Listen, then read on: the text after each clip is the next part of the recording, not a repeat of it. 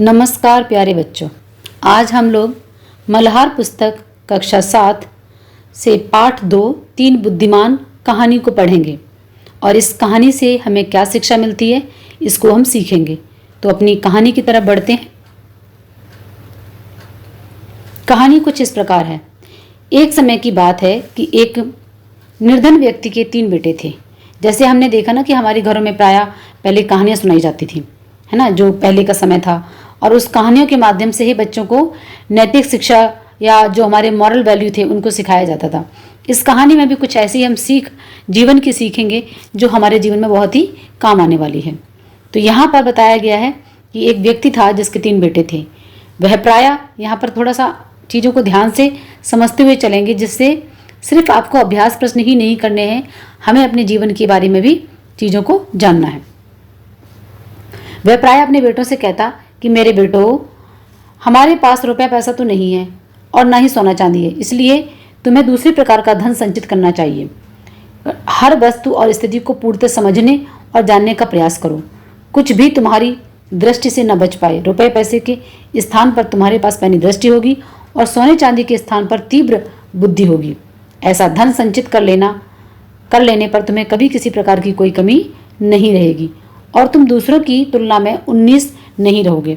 अब यहाँ पर देखेंगे कि हमने आपके लिए कुछ कठिन शब्दार्थ रखे हुए हैं जो कि इसमें आए हुए हैं। जैसे निर्धन मतलब गरीब है, प्रायः मतलब अक्सर, संचित करना मतलब इकट्ठा करना, एकत्र करना, पूरी तरह, दृष्टि मतलब देखने की शक्ति, पैनी दृष्टि, तेज और गहराई से देखने की क्षमता, तीव्र बुद्धि, तेज दिमाग, तुलना में 19 नहीं रहोगे, इसका मतलब है दूसरों से कम नहीं रहोगे। सोच विचार, ठीक है, सोच मतलब सोचने पर है विचार। चरवाहा मतलब जो जानवरों को चराने का काम करते हैं। श्रमिक मतलब मजदूर हैं। और अंत मतलब अंत में। तो ये इसके कठिन शब्दार्थ हैं। कहानी में बहुत आपको कहानी याद रखनी, बात याद रखनी है, और जो डिफिकल्ट वर्ड आ रहे हैं, मुहावरे आ रहे हैं, उनको ध्यान से देखना है बस। तो यहाँ पर क्या बताया गया कि एक पिता ने अपने पुत्रों को बुलाया और उनसे कहा कि बेटा, हमारे पास धन संपत्ति नहीं, सोना चांदी नहीं है, लेकिन हमें दूसरे प्रकार का जो धन है उसको संचयन करना चाहिए, मतलब उसको एकत्र करना चाहिए।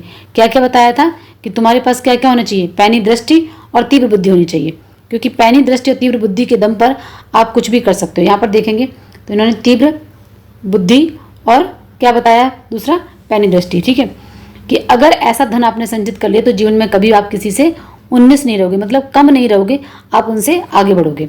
आगे क्या बताया कि समय बीत गया और कुछ समय पश्चात पिता चल बसे मतलब उनकी मृत्यु हो गई है। उन्होंने सारी स्थिति पर विचार किया और फिर बोले, मतलब बेटों ने मिलकर बैठकर सारी स्थिति पर विचार किया और फिर बोले, हमारे लिए यहाँ कुछ भी तो करने के लिए नहीं है, आओ घूम फिर कर जगत को देखें। मतलब उन्होंने, जब पिता मर गए, पिता की डेथ हो गई, तो बेटे सारे 3 बेटे थे, तीनों ने बैठकर विचार किया कि अब हमें क्या करना चाहिए। हमारे पास तो यहाँ कुछ भी नहीं है, तो चलो निकल बैठकर अपने रोजगार की तलाश में इस संसार को देखते हैं और आगे बढ़ते हैं। आवश्यकता होने पर हम चरवाहों या खेतों में श्रमिकों का काम भी कर लेंगे। हम कहीं पर क्यों न रहें, भूखे नहीं मरेंगे। मतलब उनके पिता ने उनको जो शिक्षा दी थी उसी आधार पर उन्होंने क्या बोला कि हम कहीं पर रहें पर हम भूखे नहीं मरेंगे। अंत में वे तैयार होकर यात्रा के लिए चल पड़े और इस तरीके से वो आगे बढ़ दिए। उन्होंने सुनसान वीरान घाटियां लांगी, ऊंचे ऊंचे पर्वतों को पार किया। किस तरह वे लगातार 40 दिन तक चलते रहे। इस तरह वे लगातार 40 दिन तक चलते रहे। तो कितने दिन तक चले? 40 दिन तक। और वीरान मतलब सुनसान जंगलों में, घाटियों में, पहाड़ों को लांघते हुए, मतलब कठिनाइयों को पार करते हुए वो आगे बढ़े। उनके पास जितना खाने पीने का सामान था सब समाप्त हो गया। वे थक कर चूर हो गए और उनके पैरों में छाले पड़ गए, किंतु सड़क थी कि समाप्त होने का नाम ही नहीं ले रही थी। वे आराम करने के लिए कुछ रुके और पुनः आगे चल दिए। अंत में उनके सामने वृक्ष और मकान दिखाई दिए। वे एक बड़े नगर के पास पहुंच गए। भाई बहुत प्रसन्न हुए और शीघ्रता से आगे पग बढ़ाने लगे। पग का अर्थ क्या है? कदम बढ़ाने लगे। तो यहाँ पर आप देखेंगे कि कठिन शब्दार्थ हैं, अपने आराम से यहाँ से चेक कर सकते हो और अपनी कॉपी में नोट भी कर सकते हो। तो अब क्या हुआ कि उन्होंने कठिनाई को पार करते हुए, यहाँ पर इस कहानी में जो जंगल, घाटियाँ, पर्वत, लगातार चलना, पैरों में छाले पड़ना, ये जीवन के संघर्ष हैं। जब हम किसी लक्ष्य को पाने के लिए आगे बढ़ते हैं तो ढेर सारी डिफिकल्टी हमारे सामने आती हैं, परेशानियाँ आती हैं, लेकिन यहाँ तीनों भाइयों ने रुकना बंद नहीं किया। उन कठिनाइयों को पार करते हुए, उन समस्याओं को पार करते हुए वे लगातार आगे बढ़ते चले जा रहे थे। उसके बाद जब उन्होंने हार नहीं मानी, चलते गए खाना तक उनका ख़त्म हो गया था। तो उन्हें फिर थोड़ा सा अपना लक्ष्य जो है दिखाई देने लगा, मतलब कुछ मकान दिखाई दिए, कुछ वृक्ष दिखाई दिए, और यह देखकर वो बहुत प्रसन्न हो गए। जब भी नगर के बिल्कुल निकट पहुंच गए तो सबसे बड़ा भाई अचानक रुका। उसने धरती पर दृष्टि डाली और बोला कि थोड़ी देर पहले यहाँ से एक बहुत बड़ा ऊँट गया है। वे थोड़ा और आगे बढ़े तो मझला भाई रुका और बोला। सड़क के दोनों ओर घास को देखकर उसने क्या बोला कि संभवतः वह ऊँट एक आंख से देख नहीं पाता है। वे कुछ और आगे गए तो सबसे छोटे भाई ने कहा, ऊँट पर एक महिला और एक बच्चा सवार थी। बिल्कुल सही, दोनों बड़े भाइयों ने कहा, और वे तीनों फिर आगे बढ़ चले। इस तरीके से कहने का मतलब क्या है कि पिता के द्वारा दी हुई शिक्षा के माध्यम से जब वो नगर के निकट आने लगे तो पहले बड़े भाई ने क्या देखा कि एक बड़ा सा ऊँट यहाँ से गया। उन्होंने अपनी पैनी दृष्टि से, तीव्र बुद्धि से वहाँ पर जो ऑब्जर्व किया, वहाँ पर जो निरीक्षण किया, वहाँ देखा, उसी आधार पर उन्होंने अनुमान लगाया। मझला मतलब बीच वाले भाई ने क्या बोला कि वो आँख से अंधा था लग रहा है, और सबसे छोटे भाई ने क्या बोला कि उस पर एक महिला और एक बच्चा सवार था। इस तरीके से अनुमान लगाते हुए आगे बढ़ते चले। अब क्या बता रहे हैं, कुछ समय पश्चात एक घुड़सवार उनके पास से निकला। सबसे बड़े भाई ने उसकी ओर देखकर पूछा, घुड़सवार, तुम किसी खोई हुई वस्तु को ढूंढ रहे हो? घुड़सवार ने घोड़ा रुककर उत्तर दिया, हाँ। तुम्हारा ऊँट खो गया है? खो गया है ना? सबसे बड़े भाई ने पूछा। उसने बोला, हाँ। बहुत बड़ा सा था? उसने बोला, हाँ। वह एक आंख से देख नहीं पाता था, देख पाता ना था? मझले भाई ने पूछा था। अब इस तरीके से वो जो भाई थे, बड़े भाई ने क्या क्या पूछा कि अरे घुड़सवार, तुम्हारी कोई वस्तु खो गई है? क्या वह ऊँट था? क्या वह बहुत बड़ा था? और वो सामने वाला घुड़सवार जो है हाँ हाँ का उत्तर दिए जा रहा है, क्योंकि उनके बिना पूछे ही उसके जो प्रश्न थे उसको मिल रहे थे। मझले भाई ने क्या बोला, एक आंख से देख नहीं पा रहा था। छोटे भाई एक छोटे से बच्चे के साथ उस पर एक महिला सवार थी, सबसे छोटे भाई ने कहा। घुड़सवार ने तीनों भाइयों को शंका की दृष्टि से देखा और बोला, आह तुम हमारे तो तुम्हारे पास है मेरा ऊँट?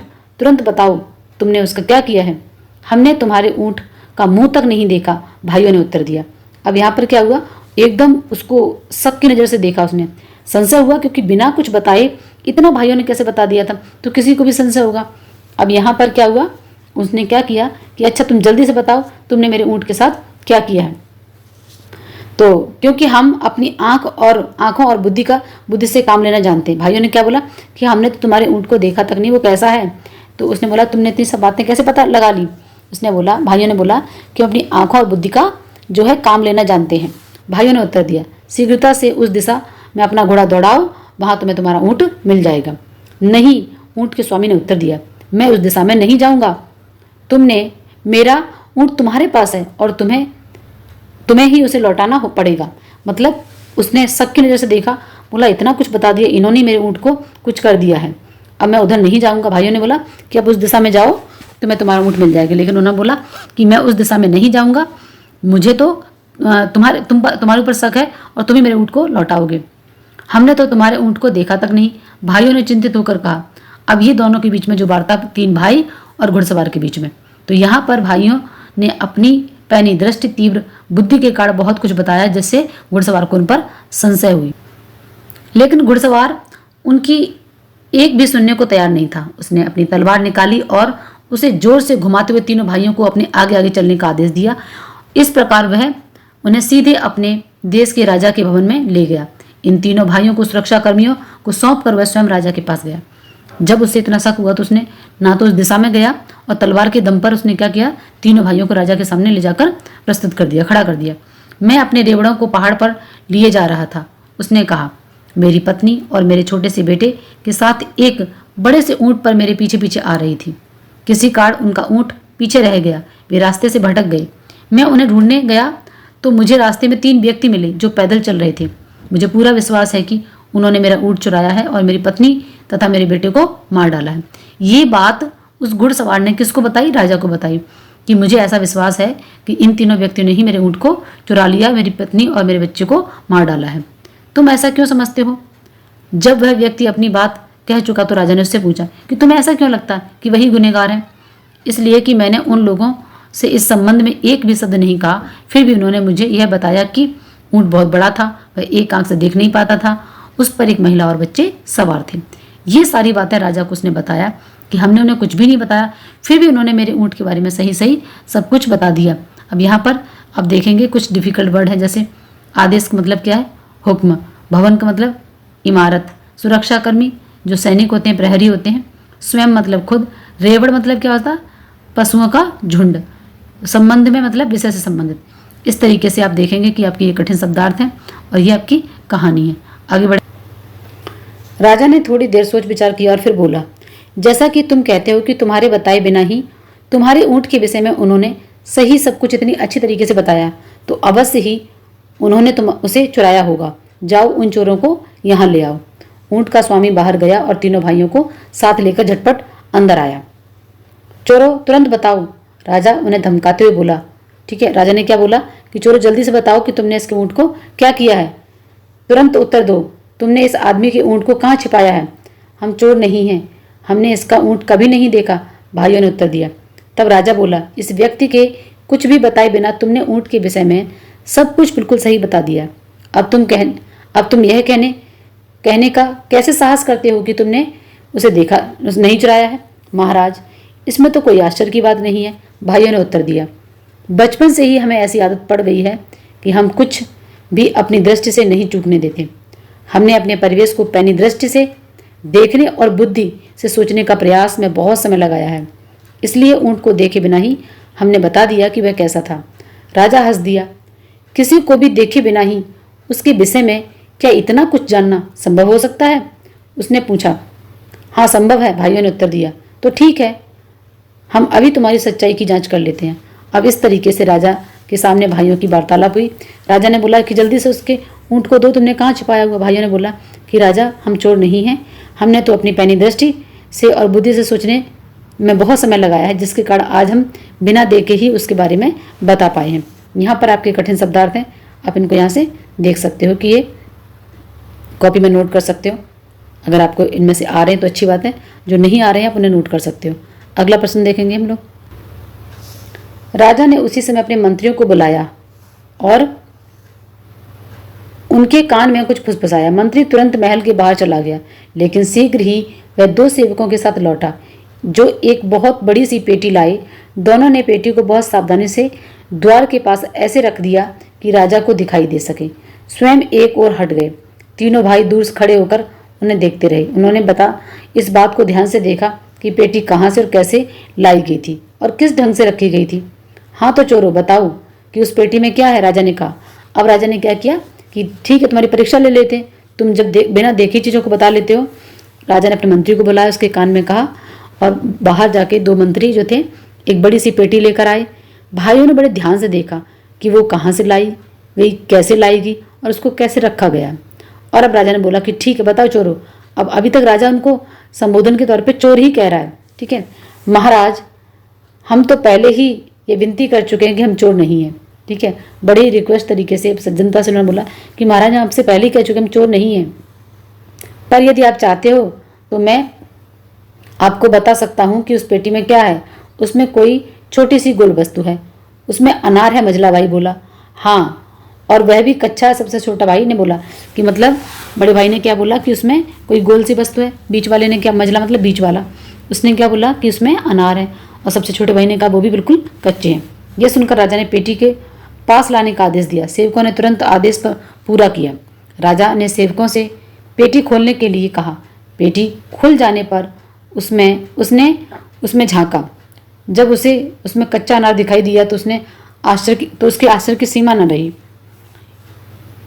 रही। आश्चर्य से राजा ने अनार निकालकर वहां उपस्थित सभी लोगों को दिखाया। तब उसने ऊँट के मालिक से कहा, इन लोगों ने यह स्पष्ट कर दिया कि ये चोर नहीं है। वास्तव में ये बहुत ही बुद्धिमान है। तुम इनके बताए रास्ते पर जाकर अपने ऊँट को खोजो। और इस तरीके से तीनों भाइयों ने सिद्ध कर दिया कि वह चोर नहीं है, वह एक समझदार और बुद्धिमान व्यक्ति है। राजा को भी बड़ा आश्चर्य हुआ। आगे देखते हैं। राजा के महल में उस समय उपस्थित सभी लोग के आश्चर्य का ठिकाना न रहा, किंतु सबसे बढ़कर तो स्वयं राजा आश्चर्यचकित था। उसने सभी तरह के अच्छे स्वादिष्ट भोजन मंगवाए और इन लोगों को इन भाइयों की आवभगत में लगा दिया। तुम लोग बिल्कुल निर्दोष हो और जहां भी जाना चाहते जा सकते हो, किंतु जाने से पहले तुम मुझे सारी बात विस्तार से बताओ। तुम्हें कैसे पता चला कि उस व्यक्ति का ऊँट खो गया है? तुमने ये कैसे जाना कि ऊँट कैसा था?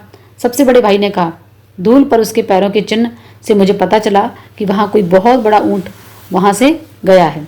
जब मैंने अपने पास से जाने वाले घुड़सवार के अपने चारों ओर नज़र दौड़ाते हुए देखा तो उसी समय मैं समझ गया कि यह बात समझ में आ गई कि वह क्या खोज रहा है। बहुत अच्छा, राजा ने कहा। अच्छा, तो अब यह बताओ कि तुम में से किसने उस घुड़सवार को यह बताया कि उसका ऊँट एक ही आंख से देख पाता है? उसका तो सड़क पर कोई चिन्ह नहीं रहा होगा। मैंने इस बात का अनुमान लगाया कि सड़क की दाईं ओर की घास ऊँट ने चरी थी, मगर बाईं ओर की घास ज्यों क्यों थी। मझले भाई ने उत्तर दिया। अब क्या हुआ? राजा ने बोला कि ठीक है, उनकी आव भगत मतलब उनकी खुशामद की, उनको अच्छा खाना खिलाया, उनका सम्मान किया और उसके बाद कहा कि ठीक है, तुम्हें जहाँ जाना वहाँ जा सकते हो, लेकिन जाने से पहले मेरे कुछ प्रश्नों के उत्तर दे दो। क्या बताया कि अच्छा ये बताओ तुमने पता कैसे लगाया? तो बड़े भाई ने बोला कि वहाँ पर जो ऊँट के पैरों के निशान थे। कि ठीक है, पैरों के निशान तो ठीक थे, पर ये कैसे पता लगाया कि अंधा था? तो मझले भाई ने क्या बोला कि एक तरफ की घास बिल्कुल खाई हुई थी, जबकि बाईं ओर की घास ज्यों क्यों त्यों थी। बहुत उत्तम, राजा ने कहा। तुम में से यह अनुमान किसने लगाया कि उस पर बच्चे के साथ एक महिला भी सवार थी? मैंने, सबसे छोटे भाई ने उत्तर दिया। मैंने देखा कि एक स्थान पर ऊँट के घुटने टेक कर बैठने के चिन्ह बने हुए थे। उसके पास ही रेत पर एक महिला के जूतों के चिन्ह दिखाई दिए, साथ ही छोटे छोटे पैरों के चिन्ह, जिससे मुझे पता चला कि महिला के साथ एक बच्चा भी था। अब यहाँ पर छोटे भाई ने बता दिया कि उन्हें कैसे पता चला। तो इस तरीके से राजा ने उन भाइयों पर जो कैसे पता लगाया, उनकी बुद्धिमानी के बारे में उन्होंने अपने बताया कि हमने ऐसे ऐसे पता लगाया। बहुत अच्छा, तुमने बिल्कुल सही कहा, राजा बोला।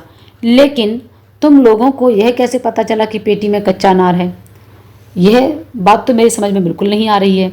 सबसे बड़े भाई ने कहा। जिस तरह दोनों व्यक्ति उसे उठाकर ला रहे थे, उससे बिल्कुल स्पष्ट था कि वह थोड़ी सी भी भारी नहीं है। जब वे पेटी को रख रहे थे तो मुझे उसके अंदर से कुछ छोटी सी गोल वस्तु के लुढ़कने की ध्वनि जो है सुनाई दी। अब राजा ने बोला कि ठीक है, ऊँट के बारे में तो बता दिया, तुमने इस पेटी के बारे में कैसे पता लगाया? तो बड़े भाई ने बोला कि दूर से मुझे पता चल गया था कि पेटी बिल्कुल भी जिस तरीके से वो ला रहे थे बहुत हल्की थी, लेकिन जब उसे रखा तो उसमें लुढ़कने की भी आवाज़ आई। मझला भाई बोला, ऐसा अनुमान लगाया कि चूंकि पेटी उद्यान की ओर से लाई गई थी तो उसमें कोई छोटी गोल वस्तु, तो वह अवश्य अनार ही होगा, कारण कि आपके महल के आसपास अनार के बहुत से पेड़ लगे हुए। बहुत अच्छा, राजा ने कहा। उसने और उनमें सबसे छोटे भाई से पूछा, लेकिन तुमने ये कैसे पता लगाया कि अनार कच्चा है? इस समय तक उद्यान के सभी अनार कच्चे हैं, यह तो आप स्वयं ही देख सकते हो, उसने उत्तर दिया और खुली हुई खिड़की की ओर संकेत किया। राजा ने बाहर देखा तो पाया उद्यान में लगे सभी अनार जो थे, अनार के वृक्ष पर जो अनार लगे थे वो कच्चे थे। राजा इन भाइयों की असाधारण और पैनी दृष्टि, तीक्ष्ण बुद्धि से चकित रह गया। अब यहाँ पर जब तीनों भाइयों ने अपना एक के बाद एक तर्क दिया तो राजा आश्चर्यचकित रह गया कि सच में इनके पास असाधारण पैनी दृष्टि है और बहुत ही तीव्र बुद्धि है। धन संपत्ति और सांसारिक वस्तुओं की दृष्टि से तुम भले ही धनवान नहीं हो, लेकिन तुम्हारे पास बुद्धि का बहुत बड़ा कोष है। कोष मतलब खजाना, उसने प्रशंसा करते हुए कहा और उन्हें अपने दरबार में रख लिया। इस तरीके से राजा ने जो है तीनों भाइयों की परीक्षा ली और फिर उनको अपने ही महल में नौकरी दे दी। तो ओवरऑल अगर हम इस कहानी को देखें तो इस कहानी में शिक्षा दी गई है कि अगर हम अपनी पैनी दृष्टि रखें और तीव्र बुद्धि से, यानी कि सोच विचार करके, अनुमान लगा के, चीज़ों को निरीक्षण करके चलें तो जीवन में बहुत सारी समस्याओं का समाधान हम कर सकते हैं। ये एक लोक कथा है जिससे हमें ये बताया गया कि हमें आसपास के वातावरण को या जिस परिवेश में रह रहे हैं वहाँ हमेशा हमें चीज़ों को सोच समझ के चलना है, पैनी दृष्टि रखनी है, मतलब निरीक्षण करना है और अपनी बुद्धि का भी उपयोग करना है, जिससे हम बड़ी बड़ी जो समस्या होती उनकी छोटी छोटी जो बारीकी जैसे क्लू होते हैं, आपने देखा होगा कभी जो CID वगैरह होते हैं वो क्या करते हैं, छोटे छोटे क्लू इकट्ठा करते हैं और फिर बड़ी समस्या तक पहुंच जाते हैं। तो ऐसे ही हमारे जीवन में छोटे छोटे जो चिन्ह होते हैं, छोटे छोटे जो क्लू होते हैं वो हमें बड़ी समस्या तक पहुंचा देते हैं और इस तरीके से जीवन में हम बड़ी समस्याओं को भी टाल सकते हैं, उन तक पहुँच सकते हैं। धन्यवाद। अगली वीडियो में इसके हम अभ्यास प्रश्नों को करेंगे।